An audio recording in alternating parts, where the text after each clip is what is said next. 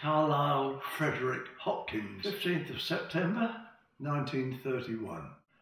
I was born in King's College Hospital, South London. Yeah, fair enough. I forget the exact area, but my parents used to live in New Cross, which was South London. Yeah. Mother has a history. Rose Emma. She was born in 1901. One of 13 or 15 children, I'm not terribly sure. If anybody drew the short straw in life, it was Rose. As I say, she was one of 13. When her father was an itinerant Italian itinerant worker. He spent 6 months in England, 6 months in Italy. With all these kids, they lived in poverty. And when my mother was 9 years old, her mother died. So Rose was sent off to an orphanage. Some of the boys were sent off to Canada in the St. Bernardo's scheme. Some ended up in the First World War being shot up. But anyway, Mother went into the orphanage and she was there for 4 years.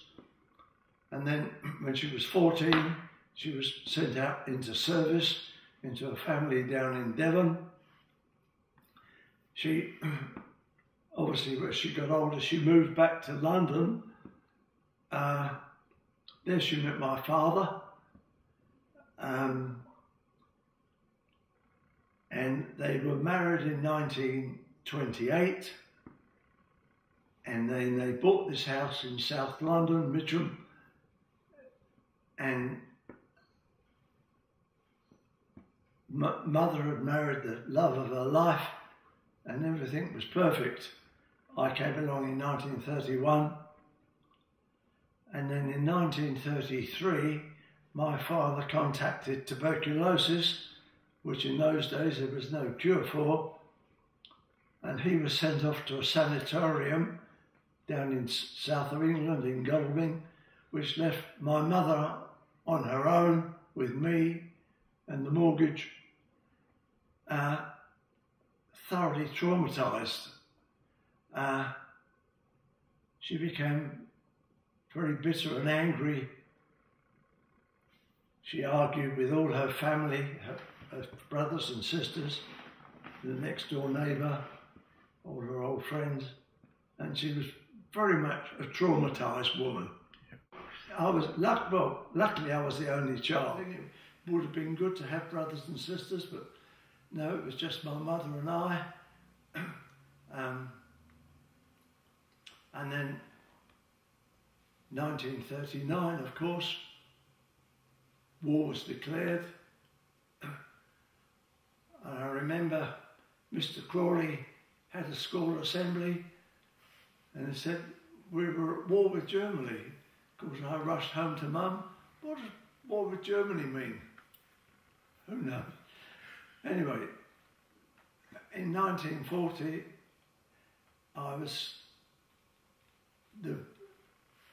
I can remember we built an air raid shelter in the back garden. And in the early days of the Blitz, I remember one day going up to the bedroom window and looking out. The sirens had gone, I should never have been up there. And I remember seeing all these searchlights and these enemy bombers going over London, bomb, bomb, bomb. And then the next morning we go out looking for souvenirs, bits of shrapnel, bits of old incendiary bombs and things like that. And then I was, because of the bombing, I was sent off down to Sussex, which was in the country. And there's one small stop. During the lunch recess, there was all these soldiers, army, columns and columns of them. They were a motley crew. then I realised afterwards, these were the guys who were evacuated from Dunkirk, because where I was living was only about 10 miles from the Sussex coast, and these were all the guys that managed to sort of get out of France. It was always interested in all these tanks and guns, and then I went back to London after things quietened down a bit.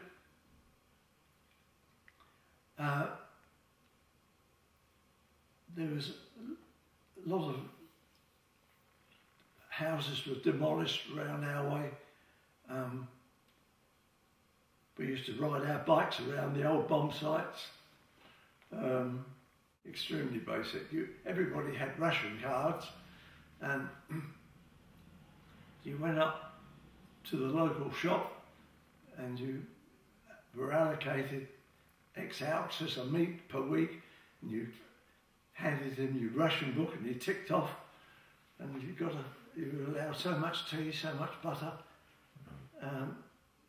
and women had to very much improvise with their cooking, and there wasn't a lot of choice, but a lot of vegetables, of course, because they weren't rationed, because they were grown locally.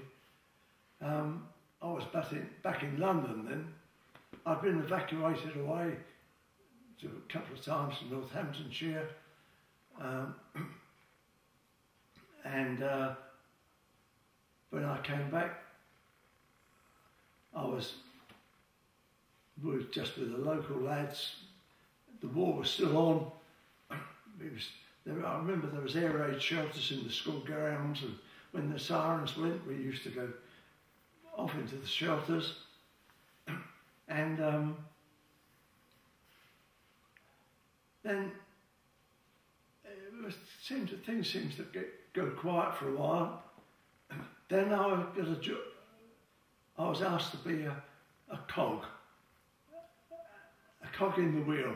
I used to go around, collect all the old newspapers of newspaper and put them in a special bin. It was recycling virtually as it was in those days. But we also, as young lads, we used to collect all these papers from the little old ladies, and very often there was magazines and comics and that sort of stuff. And Mrs. Williams, who used to run the corner shop, used to sell these second-hand comics and magazines. So we used to sift through these, get the magazines and take them down there and sell them to Mrs. Williams, who then sold them on to somebody else. The bombing started again, and I was moved off to Leicester for 6 months. Then it quieted down again. I came back to London, and this was at the time there wasn't so much bombing as such, but this is when the flying bombs were started to come over. Of course, there was no air raid warnings for flying bombs. You'd be playing in a yard somewhere or in a sports ground, and you suddenly heard this plane of these flying bombs, and you looked up and you'd see this flying machine going along, and while the engine was running you knew you was okay, but as soon as the engine stopped, boom! But no, you just had to live with that. Yeah. And then there was rockets as well. Well, she stayed in London. Yeah. I never really knew what she was doing. I think maybe she used the time to go and visit my father in hospital, in the sanatorium. But no, she just stuck it out with everybody else. I remember V-Day, bonfires in the street. Although Mother dragged me down to the local church to pray for peace in that time. Well, I left school when I was 14. Yeah. Excuse me, I just read a few notes.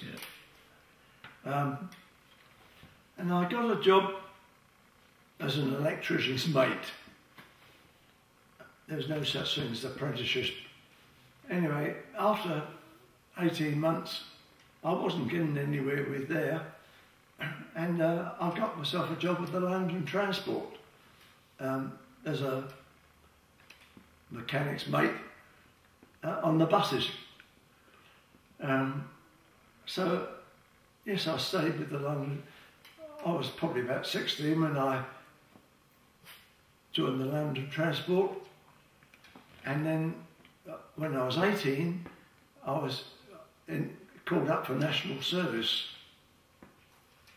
and I originally went in the national service for 18 months, but then during this period of time the Cold War has started, and so they had to extend our time from 18 months to 2 years in the national service, and we were based in the UK. They reformed a lot of the army groups into various brigades, and we spent most of our time on manoeuvres and this, that and the other. Anyway, after 2 years, my time was up and I was discharged. Then I had to do 3.5 years in the citizens, or the territorials as it was called in England. I wouldn't say I enjoyed it. It was an experience. You just had to learn, tough it out. Everybody else did. It was okay, but I wasn't a military person. I could have, when I had 3 months to do in the military, my regiment was sent to Benghazi in Africa because there was an uprising there with the Arabs and one thing and another. And I was told if I'd like to sign on for another 3 months, which would give me 6 months, I could go to Africa. I thought, no thanks. I didn't fancy a bullet up the backside by some Arab terrorist. So I stuck out for 3 months, and then I left the army and I went back on the buses again. One of the conditions of being in the military was you had to have a driving licence, because what they learnt during the war, when they were retreating and advancing, they had all these vehicles and nobody could drive them. So everybody had to learn to drive. So you had to have a driving licence when you were in the army. Anyway, I got my driving licence. The sergeant said to me, of course, being a mechanic, I knew the mechanics of it. I knew how to drive. He said to me, oh, jump in that Jeep, just drive around the block and I'll stand in the middle of this lawn plantation and watch you drive around. I drove around. He said, okay, you've got your licence. So I had my driving licence. So then I was given this truck to drive while I was in the army. I bet Pat in down the local Palais, Saturday nights, down the Wimbledon Palais. I must have met Pat around about 1950. Then, of course, I asked her out for a date, go to the movies somewhere. And then it sort of gradually, we were just going out, nothing serious. I think after about 18 months I popped the question and she says yes. We went to a party at a friend's place in Streatham, South London, and we was walking home. It was a fair walk from Streatham to where Pat lived, and walking home, and I said to her, how about we get married? I was probably slightly inebriated at the time. There's an out. And she took up the opportunity with a good-looking guy like me. Yeah, so then we got married, 1955, and we converted my mother's house. My mother had a two-storey house, and we converted the top half into a flat. So Pat and I rented this house from Mother, and where we had our two children. I've forgotten the name of the church, the local church, her local church. We went to, had our honeymoon in Austria, 2 weeks in Austria, and then back to the Mitcham where we converted this. We converted the flat before we got married, actually. So we moved back to Mitcham. Yes, I got on well with the parents. She had three brothers, twins, Bill and Fred, and then a younger brother, Brian. No, I got on very well with them. Well, Fred's still alive, and Brian's still alive. I'm in communication with Fred. He's my age. We talk about old age between us. Sharon was born in 1957. She was born in St Heliers Hospital, and then Carol came along not quite 2 years later. And in those days, if your first baby was successful with no problems, the second child was you had born at home. I remember Carol was born on the 26th of December, 1 o'clock in the morning, ringing up the midwife. Out she comes on a treadly. Everything was laid out in the dining room, in the lounge room, and that was it. Yeah. I was standing around doing all the yucky stuff, and then we had Carol. That was, you've seen the movie, the television, Call the Midwife. Well, that's how it was. Call the midwife. Out she came. Yeah. None of this fancy business of going into hospital. My goodness. Yeah. So I decided we need to buy a house. I couldn't afford to buy a house in South London. They were too expensive. So I looked towards down the south of England a bit more, in Kent or Surrey.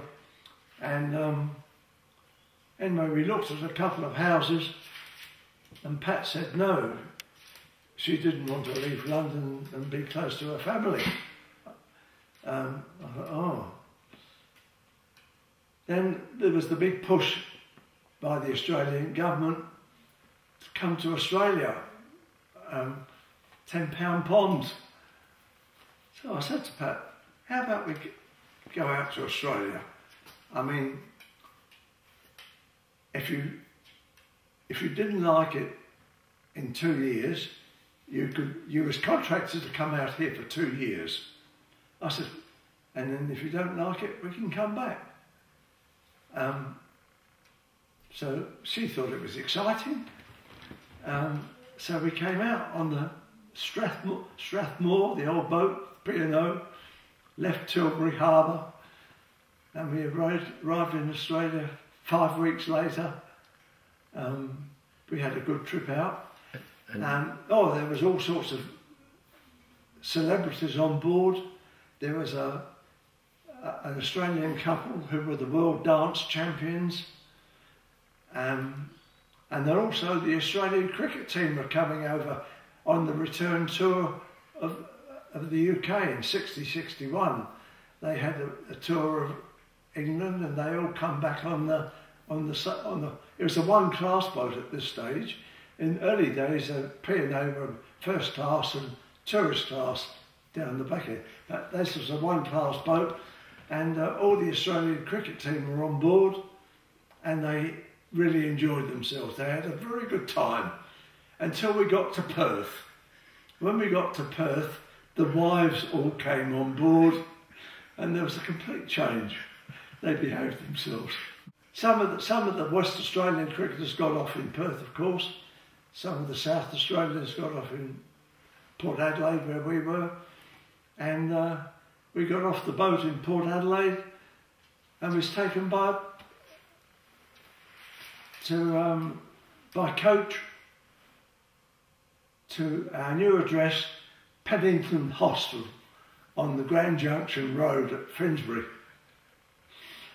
That was something of an experience. This was where they had the old Nissen huts, 2-bedroom or 3-bedroom Nissen huts. It was a hostel, not hotel. And they had a canteen there where you had the meals, and it gave you an opportunity to settle into Australia, see where you wanted to go. I remember we had been there for a week. Pat was a little bit miserable. Boys, mum and dad, all the family. And our particular unit was right on Grand Junction Road. And on the other side of the Grand Junction Road, there was this great big advertising hoarding. And this particular day, they came along and decided to change the advertising on the hoarding, and they put up this new advertising, "Visit London." And there was this great picture of Big Ben, and it was by the British Tourist Bureau, "Visit London." And Pat took one look at this, Big Ben. Oh, here am I, stuck in Paddington Hospital. Anyway, we stuck it out. A lot of the people stayed on the hostel for the full 2 years and then went back to England. I thought, no, that's not for me.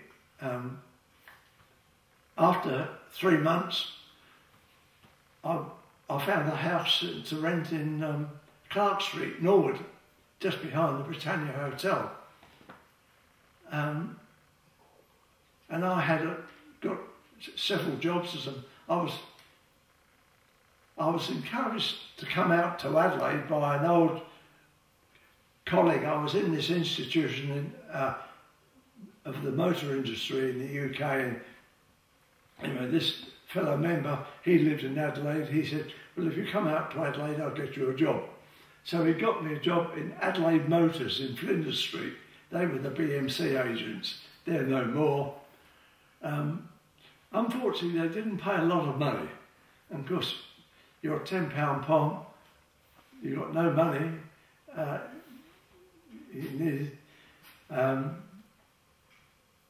Anyway, this mate of mine who I met, who was also on the hostel, he was telling me about these Italians are getting $100 a week, pea picking. Yeah, I thought. So he got us a job pea picking down at Maiponga somewhere, but he didn't really do an investigation on how they earned this $100. There was himself, Mama, and all the kids all picking peas. Anyway, we stuck it out for about 4 days, and thank you very much, Father Jones. We're going back to London, going back to Paddington Hostel, and then I got a series of jobs from there. I worked for BEA Motors, the Mercedes people, for a while. Then I got another job with John A. Jellers. They were down off Goodwood Road, second-hand car dealership. They paid more money. And then a friend of ours, he worked for Ampol, and in those days oil companies were building service stations everywhere, and a lot of them were empty. So he asked me, he said, would I like a job with Ampol as a service station manager? The money was good, so I thought, yes, I'll take that. So I worked with Ampol, managing stations. You got a station and they leased it, and then you moved on somewhere else. And I was about 5 years working for Ampol, which was a good apprenticeship. I really learnt the inside out. And then there was an Ampol service station that came up for lease in McGill, which was a very good service station. but it hadn't been run very well. There's bad management. So I decided to take this on. I started off by myself, working the station on my own. Then I employed a boy. Then I employed a loo operator. Then I employed a mechanic. Then I employed a girl on the driveway.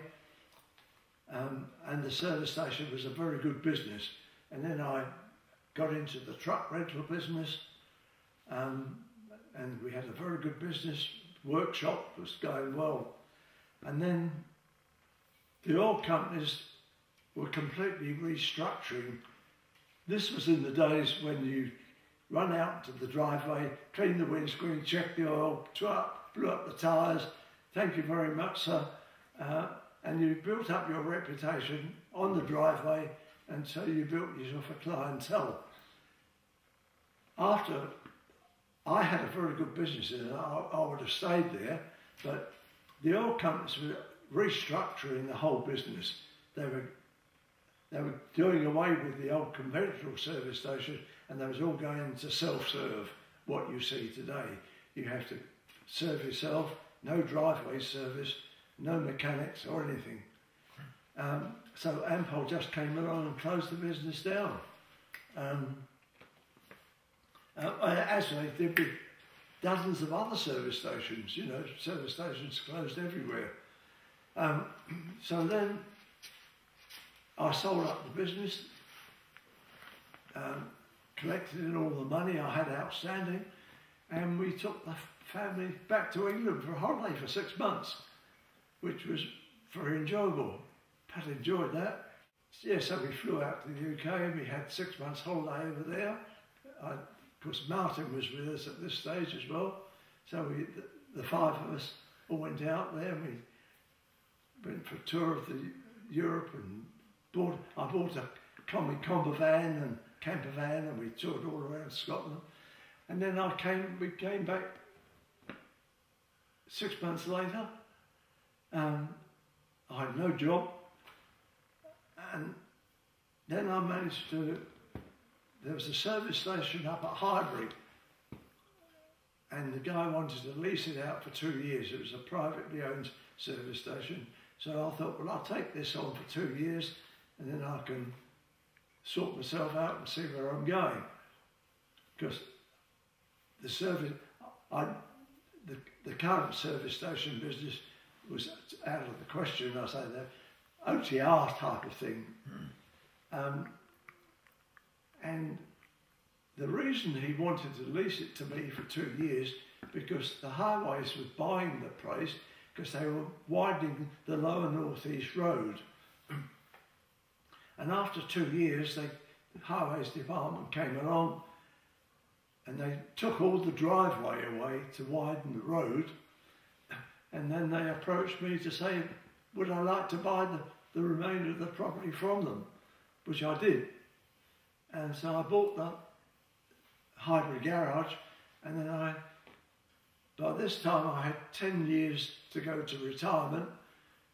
I didn't really know what to do, so I thought, well, I'll get out, go back to the tools again. So I run it as a workshop by myself for the next 10 years. And then in 1998 I retired and leased. I sold the business, kept the property, sold the business. I leased it out for an Italian guy called Joe Mussolino. We had a very good relationship. He was a very good businessman. We had a good relationship. Then after a while, he got out and he bought a place of his own. So then I sold the business. By this time, I was just trying to clear up all my affairs. So I sold the business, sold the workshop, and just went into retirement. Very good. Unfortunately, in 1995, I think it was, 97, Pat was diagnosed with breast cancer. She then had a mastectomy, technology wasn't terribly advanced in those days, and she was ended up on chemo and radiation, and it was terrible. Anyway, she pretty well recovered. After the mastectomy, she was pretty good, and we went back to England for a holiday in 2002.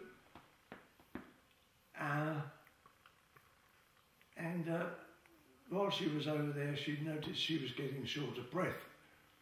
So we was due home in a week, so when we come home, she went to see the doctor, and then they was diagnosed that the cancer had metastasised to the bones, and this is when she really became ill.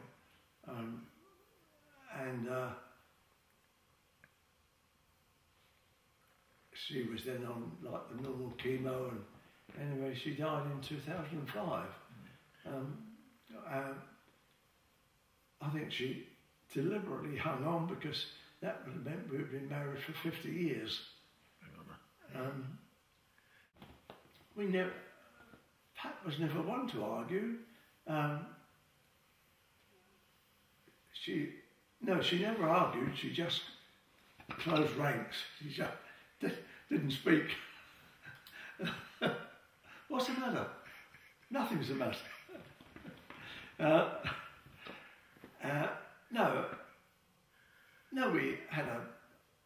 It was a good relationship, really. We used to have holidays every year.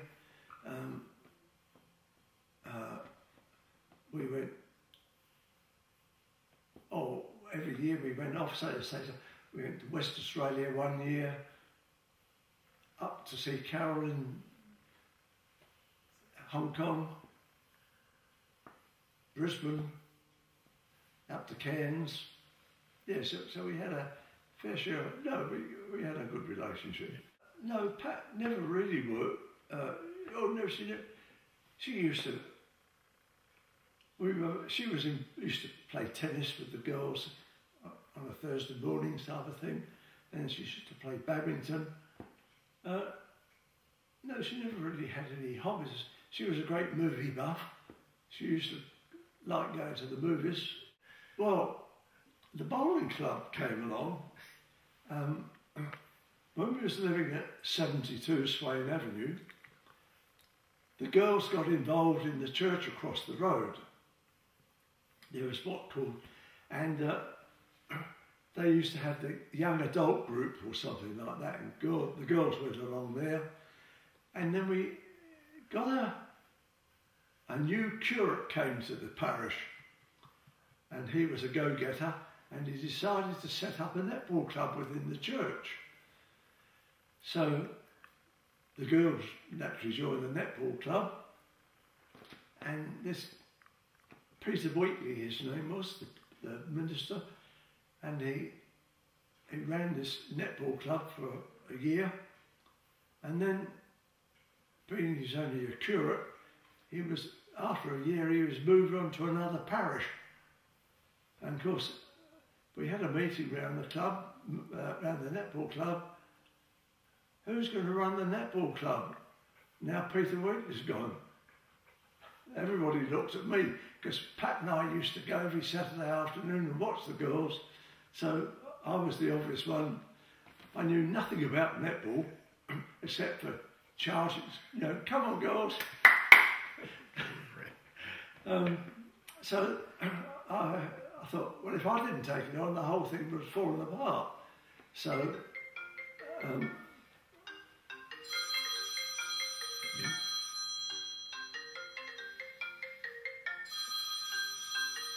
hello, Pip.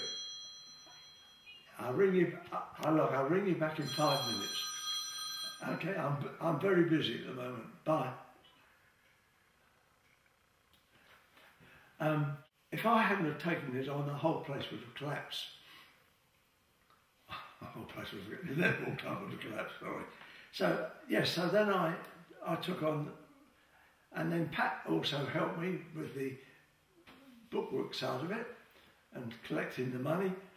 And yes, so then I had to sort of, it was a learning curve really. I went on 1 or 2 coaching courses, about which the Netball Association ran. And yes, I ran. We progressed very well in the lower divisions, and we worked right up to the top Division 1. We worked our way up there. And then when they got to Division 1, the girls were all about 24, 23. Some of them were getting married, some of them were going overseas, some were going interstate. So the whole thing just fell apart. And so, what do I do with myself on Saturday afternoon? And a friend of mine played bowls. He says, how about coming up to the bowls club and having a game up there? Giving bowls a try. This was in 1985. So I joined the Tourette Bowling Club, as it was then. And I'm still with the club now. Here we are in 2023. Good on you. So, yes, I've had a good 40 odd years with the club, and I was a greens manager for a while, and I did a lot of work around the place, and I've always been involved. And when the club had its centenary, I organised a centenary and wrote a centenary booklet about the history of the club, and that took a lot of work, researching all that, but I enjoyed it. Yes, so that's the bowling club, and it's still going now, yeah. All the boys had motorbikes. Derek had an AJS, Ron had a Norton, I had a BSA, Pete had a Vincent. Oh, that was something special. Somebody else had a Triumph. Anyway, I sold that bike and I bought another BSA. The BSA Twin was getting a little bit tired, so I bought this BSA single, 500 single. And then Sharon came along. I couldn't afford to buy a car, so I had Mum and Sharon. So I thought, well, the cheapest economical way out was to put a sidecar on the motorbike. So we had a motorbike and sidecar. Me in the bike, Mum and Sharon in the sidecar. Eventually I realised when Carol came along this was totally inappropriate. So I sold the motorbikes, and I bought an old Riley, 1934 Riley 9. And of course we came to Australia, and then when I was had the service station at the Gill, somebody offered me another BSA motorbike. So I thought, right, that's for me. The old oil was back flowing through the bike again. And I joined the girls' joke.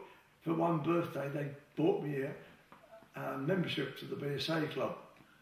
And in 1998, I decided to give up my licence. I felt the time had come. So then I gave the bike to Martin, who's got the bike now. I would like to have carried on riding the bikes, but the traffic was just getting a bit too hairy for me. Yeah, when Pat died in 2005, Fred, Pat's brother, came over, and he came over for a visit. Actually, all three of her brothers came over for the funeral, but then a year later, Fred came back out. So he and I went off for a road trip, and we went all around Sydney, and we ended up back in Canberra. I managed to fill in my time because I was very much involved in the bowls club, because I'd retired, doing a lot of work around there. And then I decided in forget what year it was Sharon's 50th birthday. And Simon, being the gentleman he is, decided to take Sharon to Italy for her 50th birthday. So it wasn't just a trip to Italy, it was a family tour, and I was invited along. We all went, the whole family. I went to England. I went to England before them, but then they gave me the opportunity to catch up with the family. And then Sharon and Simon and the kids came over, and then the friends of theirs, Debbie and David, came over, and also Julie came over, and we all, Simon hired this minibus, and he was the allocated driver, and we went touring all around. We went to Paris first, and then down to Venice, and then down to southern Italy around Santa, all along the Amalfi Coast, and then we ended up in Rome for Sharon's 50th birthday. It was a real wonderful trip with all the family. Then we all ended up back in London. Sharon and Simon and all the kids came back to Australia.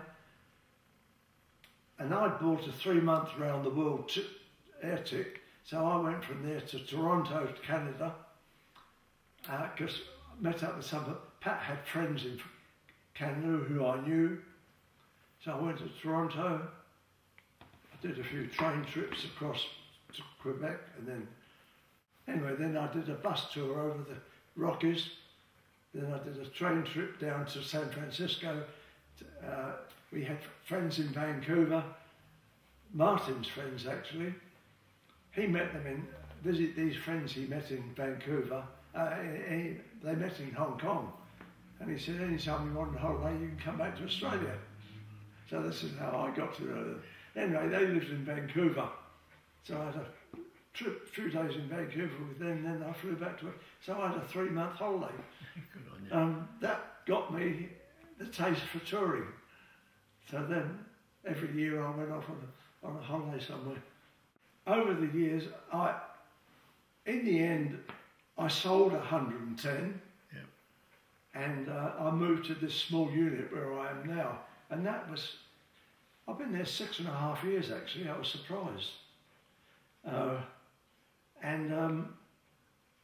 It gave me an opportunity to declutter. I had, accumulation, 50 years worth of things. So I decluttered, and reflecting back, moving out to Australia was probably the best thing I ever did. One of the things that I really liked about Australia and Australians is the egalitarian lifestyle, which really offended me in England. In England, you had the aristocracy, and when you worked for somebody, the manager or the boss was always Mr. Smith or Mr. It was never Bill or anything like that. And that was the one thing that really endeared me to Australia. When you had the boss, I remember when I got a job with Ampol, and the area manager, you just called Bill. I thought, you can't call him Bill, he's the area manager. Billy, mind you, if you offended Bill, you knew it.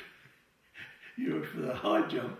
But no, everybody was on first name terms, and this was something about Australia I really sort of adhered to, and I had really enjoyed it, and the lifestyle, people generally, are very accommodating. Always prepared to help you. I'm glad we chose Adelaide. That's I like Adelaide. Small town. It's me. I like it. When we decided to sell 72 because it was too small, I said, I fancy moving up into the hills. I said, what do you think, girls? Well, the girls were across the road in the church, in the Girls' Friendly Society. Pat had settled down with all the local girls playing tennis. I was the only one. Forget it, Carl. So we just bought a bigger house at 110. Well, my 3 children, I have Sharon, who's the elder. She's now married, well, she married to Simon. They had 3 children, and they now have 4 grandchildren, which makes me great-grandfather with 4. I've always got on very well with Sharon and Simon and the family. That was Pip on the phone there, actually. Carol's, I've always got on very well with Carol.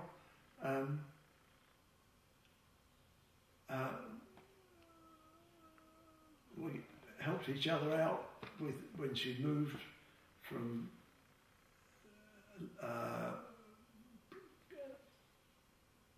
she moved up into Snowtown, and she's very happy now there in a rural lifestyle. She comes down quite often. We catch up. Of course, then there's Martin. Martin is my little boy. We get on very well with Stephanie and the kids. I'm always being invited down there for dinner. As I say, BSA. And we're just about to get him to join the BSA club so that he can go out on the club runs. Well, I've really been blessed in life. I've had fortunate health. I've had a wonderful family. I'd like to thank you, Gary, for your friendship and for doing this for me. But no, life has been good. I've been blessed, and as I say, I've had very good health. Old age is creeping in at 91, but no, apart from that, thank you all. Thank you all for my blessings.